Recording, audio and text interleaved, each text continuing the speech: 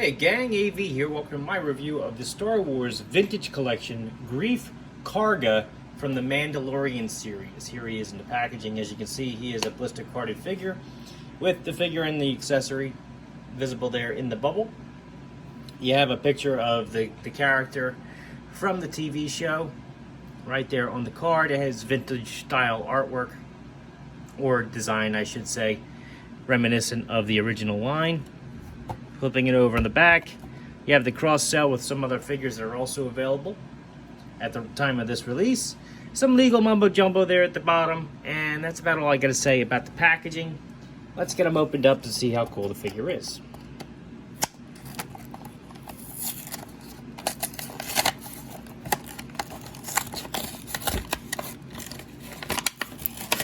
All right, take that out of there.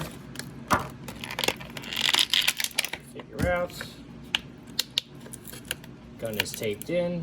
There we go. Alright. First and foremost, he does have this little insert here that a lot of Hasbro things come with. It just basically says, you know, warning, choking hazard, don't eat anything in this package in like 27 different languages. Copyright Hasbro, Pawtucket, Rhode Island in like 27 different languages, and that's about it. Alright, so accessory wise, here is this pistol.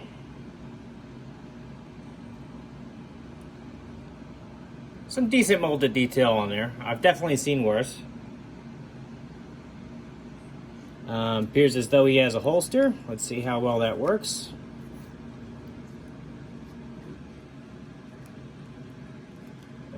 Works all right, I suppose, but does not fit the. That's it does kind of fit snug in there, but it's not going in very far, I should say. But hey, if it works, it works. And stick it in his hand. He does have a trigger finger, which is always nice, and it does fit through the trigger guard, so that's cool. All right. Let's have a look at the figure himself. Pretty cool looking. Definitely reminiscent of the character from the show. Cloak is kind of cool. Although it is a rubbery plastic. But it is a little funky too at the same time. It's kind of getting in the way of stuff here. Alright, so still very cool looking. Alright, articulation. Head is on a barbell joint, so you can do a full 360-degree rotation. He can look up. You can look down. He does have side-to-side tilt for some expression. Arms would be able to do a 360, but you can't really because of the cloak. They go up about this high, which is not too bad. Nothing at the bicep. Elbows can bend just a hair over 90 degrees. They also rotate 360 degrees all the way around. Wrists, 360-degree rotation right there, and it does appear as though he does have the wrist hinge, which is nice. All right. He has a diaphragm joint here. Offers a decent range of motion. Can spin all the way around with that as well. Very free moving, as a matter of fact. Not too bad. Legs. He does have those funky Hasbro joints at the top of the hips, which I hate. I gotta pop this coat off. It's getting on my nerves. All right, there we go.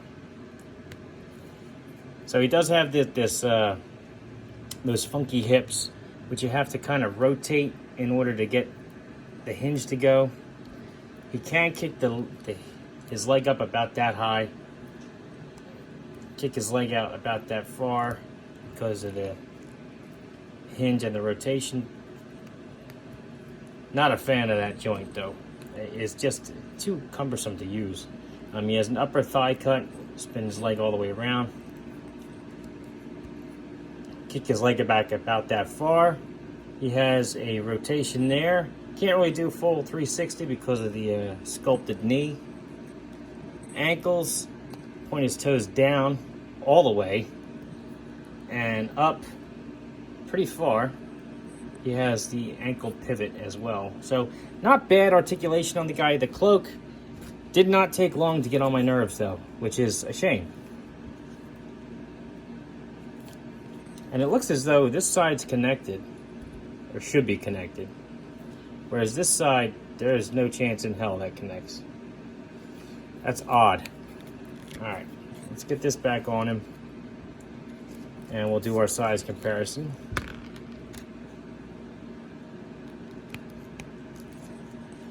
Alright. Stand him up. Alright, so he is a vintage collection figure, so he is going to be on the 3 3/4 inch side. So he should scale very well with vintage G.I. Joe figures, like Snake Eyes.